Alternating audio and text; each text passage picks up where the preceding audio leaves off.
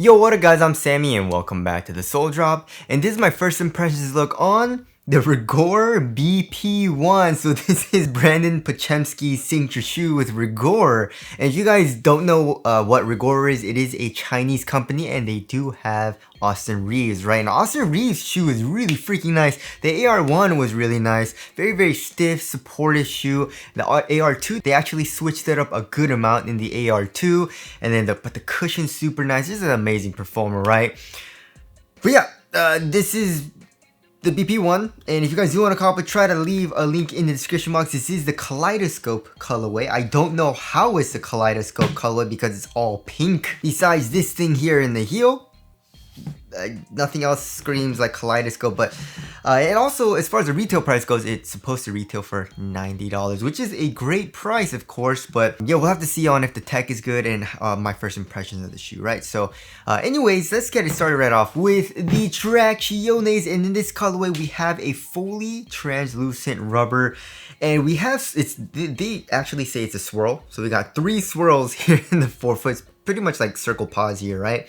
It's kind of like a herringbone traction pattern, kinda. And then it kind of circles out on itself. And then we got some really thick grooves. Look at this. Look at how thick that is, right? You know what I mean? So yeah, as far as the outdoor use goes, the rubber is freaking hard. It's a really hard rubber. The grooves are really thick and also very deep, so you should be fine on an outdoor court in this shoe for the outsole, right? And also it's a cheap shoe, so yeah, you should be fine on an outdoor court, right? Also, how does the traction feel so far for my first impressions on my wood floors, right? So yeah, the bite actually seems pretty dang good. You know what I mean? It has a pretty solid stop, pretty solid bite.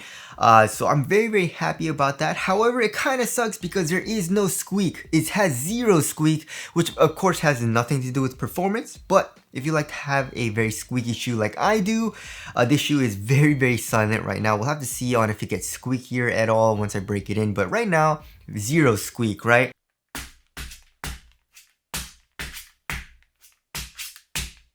And also, it seems to be biting through dust actually pretty dang well. I don't know if you guys can see all this. We got a lot of dust and dog hair right here. And even with all of that, it seemed to still have a pretty good stop on my wood floor. So the traction actually seems pretty dang solid. Not top tier right now, but it seems really good. So I'm very surprised and happy about that, especially since this is it's only a $90 shoe. And also, it seems really good for durability. You know what I mean? So yeah, it's feeling really solid for the traction so far. And of course, we do have a midfoot chain plate, and it kind of comes all the way here into the forefoot, it seems like, right? So yeah, it is just plastic, and it does feel pretty dang sturdy as far as the entire shoe goes. But yeah, here in the heel, it's kind of weird because I'm actually, I'm playing in the 808.5 Ultra, and that's a really soft cushion right underneath my heel. But then on the outside of the shoe, it's kind of clunky because it's all plastic, right? But this is actually kind of the opposite. So here in the heel, we have this foam. They actually don't even specify what foam it is. You know what I mean? It just says 70% rebound rate. But it is fully exposed as far as the foam goes, which is nice. So it does actually feel pretty soft because of that. However, the underfoot cushion and the step-in comfort is pretty dang stiff. So it just feels like my foot is on top of a plank, you know what I mean, like a wooden board, and just feels really stiff right underneath my foot, but it feels really soft here in the heel. So it's kind of weird. It's very opposite feel of like the 808.5 Ultra, or like pretty much like a drop-in missile setup, you know what I mean? And then coming here into the forefoot, we have a nice kind of curved shape almost, you know what I mean? So we have a pretty nice rocking motion from the overall shape of the shoe. And then here in the forefoot, it's freaking stiff. It's really hard to flex. You know what I mean? You got to put a lot of, force into it to flex the actual forefoot. It actually has a pretty nice spring back, but that's of course, just with my arms and my hands, stepping around, I can definitely feel it has a little bit of springiness to it, which does feel nice, but mostly it's a really stiff and rigid feeling shoe, especially for the entire sole of the shoe. Just like the AR1, you know what I mean? The AR1 was very stiff, but then the AR2, again, they switched it up. It has a lot more flexibility and stuff like that, and also a lot softer cushion. But anyways, it kind of reminds me of the AR1, you know what I mean? So a very stiff and also pretty springy feel. Of course, it's not good, it's not bad, it just depends on what your personal preference is. If you like a really flexible shoe, you know, like the Kobe 8, Kobe 11, you know what I mean? The 808.5 Ultra, which is just a really flexible, nimble feeling shoe, then you probably won't like this. But if you like more of a stable and sturdier feel, especially for the sole of the shoe, like just underneath your foot, then this is a great option, right?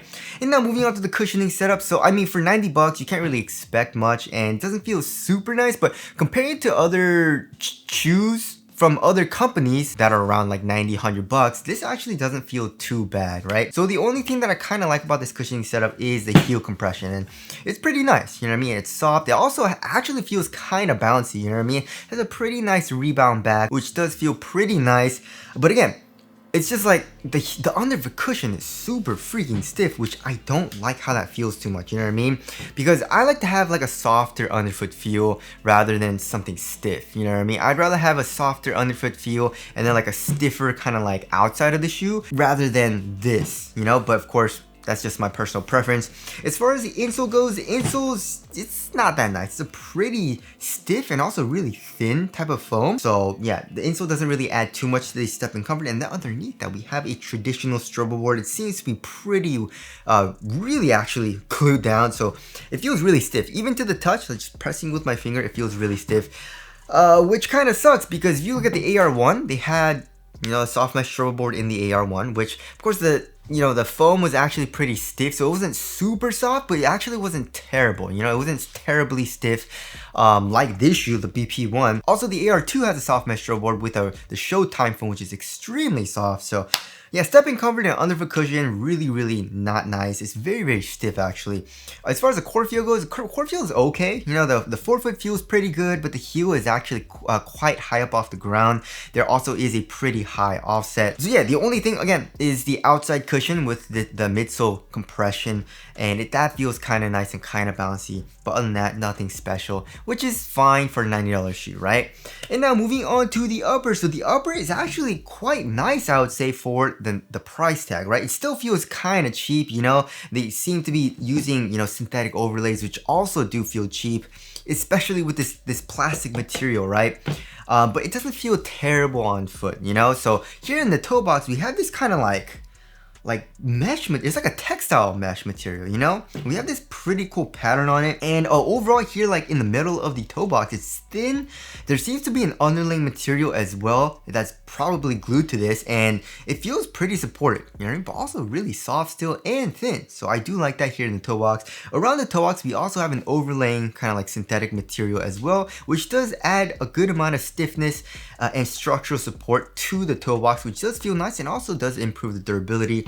So they have that there, and then obviously kind of like the biggest and most noticeable thing about the shoe is this forefoot piece, right? So yeah, it's a pretty soft plastic. Look at this. It's a pretty soft plastic. It's not super stiff. It just doesn't look good though. You know what I mean? It looks cheap. It literally looks like a kid's shoe to me, you know what I mean? But as far as the overall design goes, it's actually inspired by the Golden Gate Bridge, which I guess it kind of does, you know, but also we have this embroidered like stitching underneath this kind of like plastic material, which is supposed to be like the cables, I guess, of the Golden Gate Bridge. But yeah, that's there, and also cages the cushion a little bit, and also the laces go through it. Underneath it, you know what I mean, the laces go through the actual upper as well, but also with this plastic material. So it's not free flowing. I guess you can make it free floating if you would like, but you know, it's not free flowing.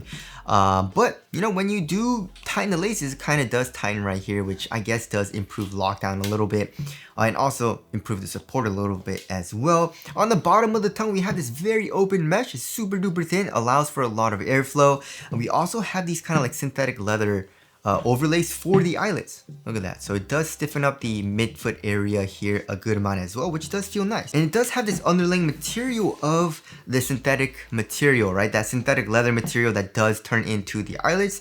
So that actually does add a good amount of stiffness here and also support in the midfoot, which is nice. The tongue, super duper cheap materials, right? Especially on top of the tongue. This is actually Brandin Podziemski's logo, which is it looks okay, you know. It also has very minimal padding, and it's also a half booty construction tongue, giving you a better overall one-to-one fit. And you know, of course, most modern basketball shoes have that, right? And then here in the ankle area, we do have like an average amount of padding, but the foam that they're using feels like super cheap. You know what I mean? For example, like in the LeBrons, LeBron 22, they have that foam material, which it feels like a memory foam, and it feels really comfortable, soft, and also really cozy without being like too thick and also too kind of like bulky. But here in this shoe, I mean, it's a $90 shoe, so you can't really complain, but it does feel cheap, you know what I mean? It also feels really airy, so it doesn't feel super cozy, and also doesn't have that much padding either. I guess it does get a little bit thicker where your Achilles is, but still not super thick, right? And also around the heel, we have also like a plastic, actually it's like a synthetic material, but it's actually very, very thick, you know what I mean? We got his number right over here, we got the Rigorer logo right over here, and also, like I said, we got the Brandin Podziemski logo, as well as the kaleidoscope design here in the back of the heel. So yeah, it feels okay on foot. It feels overall actually really supportive. The upper feels really supportive, and also the sole of the shoe being super stiff makes it feel like a really sturdy and tanky shoe, which is not my cup of tea, you know what I mean? But of course, if you like that type of feel, you'll definitely like this, right? And now moving on to the fit. So I went true to size, and this shoe fits actually pretty dang snug, right? So here in the toe box, I can curl my toes up just a tiny bit. So it's a really snug toe box area, and also with this material, it is very, very sturdy feeling. It doesn't stretch at all. So yeah, it doesn't seem like it'll, get roomier either too much once I break it in. So it's a snug fit here in the toe box. Also width-wise, it's actually quite snug. You know what I mean? Like especially right over here on the side, like right before my pinky toe. Like if this is my pinky toe, right? And then this is just like the side of my foot right over here. This part actually also does feel pretty narrow. You know what I mean? There's a little bit of pressure there. Also with my pinky toe, it does feel a little bit narrow as well. And of course, lengthwise, I'm good going true to size. My toes go very close to the edge of the shoe. So yeah, it's not uncomfortable for me for the width or also like the toe space area. It's actually a pretty snug fit, which I do like. So yeah, if you like to have a nice snug fit, then you should go true to size. And if you want to be a little bit looser and you want to be a little bit on the safer side of things, and go up half a size. But I feel like, for most people, you should be fine going true to size. So there is the fit there. Moving on to the support and lockdown. Yeah, I mean, so support seems freaking amazing. You know what I mean? Like, especially with this type of material, I was very surprised at how sturdy and tanky this shoe feels without feeling too bulky. You know what I mean? It does feel a little bit bulky here in the heel with all of this, especially with the foam, but yeah, it doesn't feel too bulky, right? So as far as the lateral containment goes, we do have this plastic piece, of course, and of course that'll be really good for lateral containment, lateral support here in the forefoot. Also here in the heel, you can see how much the foam comes up, and also it seems like there's a little bit of an internal TPU heel counter as well. So yeah, lateral containment, very, very good, and also this upper feels extremely sturdy, Also lateral stability, look at this. You know what I mean? We do have a pretty wide base, although it's not like super sharp for an outrigger or anything like that. We do have a wide base right over here, which does make it feel sturdy. And also no heel slippage or anything like that so far for me. So yeah, supporting lockdown feels extremely, really good, And now moving on to the weight of the shoe, I'm actually pretty curious. It doesn't feel super heavy, but also not super, it feels like average, like 12, 13 ounces. No, 12.1 ounces. Let's check the other shoe. 12.2 ounces, right? So that's a little bit lighter than average. The average weight of my shoes is around 12.5 ounces. That actually surprised me. I thought it would be a little bit heavier, but I guess not, right? So yeah, just a tiny bit lighter than average, which is kind of weird because that's not how this shoe feels. You know what I mean? Like, I guess as far as the overall weight goes, when I'm walking, it doesn't feel super heavy, but it feels a little bulky here in the heel, and also just really stiff. Like the upper feels pretty stiff, and also the sole of the shoe feels pretty stiff. So I feel like, they're trying to get, make a more like supportive feeling shoe as opposed to like a really like flexible, nimble feeling shoe, which makes sense, you know what I mean? But that's just not the type of feel that I like in my hoop shoes too much, you know what I mean? I mean, I can get behind it, you know what I mean? But I would like, or I'm more of a softer, more fluid type of basketball shoe feel, you know what I mean? That's what I like. So anyways, there is the weight there. Moving on to the aesthetics. Nope. Oh man, I feel so bad for Brandin Podziemski.